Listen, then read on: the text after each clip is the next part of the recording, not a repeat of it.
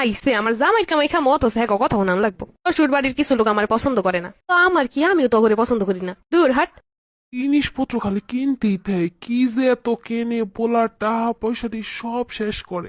দেখলাম দি নতুন একটা থ্রি পিস পড়ছে, কত দেখছো একটা, কত রকমের যে কত বাজের আছে। শুনছেন নাকি শ্বশুর বাড়িতে ভালো না হওয়ার বউরে কারণ মা স্বামী আমার, আমি স্বামীর সংসার করবো অথচ হ্যাঁ কাপড় চোপড় কিনুম না, কারণ এখনই খারাপ দেওয়া লইতেছি। ও আম্মা, আম্মা দরজাটা একটু খোলেন। দেখছো কথা কইতে লইছি না। এই নেন আম্মা। ওডি কি লই আইছো?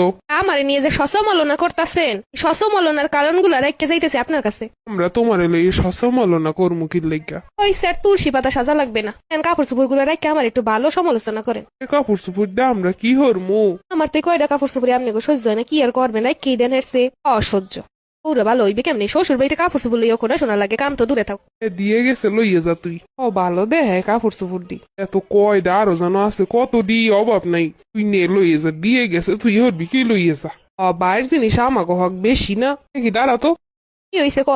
তুমি একটা কাপড় পরে রয়েছো কয়দিন ধরে, গন্ধ হইতেছে। ও আমার তো একটাই শাড়ি জানো না। একই কইলে তুমি, তোমার একটা থাকবো কি লাগে, আমি যে কিনে দিছি এগুলো কই? ও কি হ্যাঁ তো তুমি জানোই না, তোমার বোন আর মা এলে সমালোচনা করে, কত সসমলনার কথা শুনে কি আমি হেলে আমার যে ছিল এটা দিয়ে দিছি তোমার বুইনের। এটা কেমন কথা? এইটি কথা তুমি যে জিয়ে দাও, তোমার মার দ্বারা হ্যাঁ আমার সমালোচনা করতেছিল, আমি যে আমারটা দিয়ে এসে আমি একটা পরেই চলি।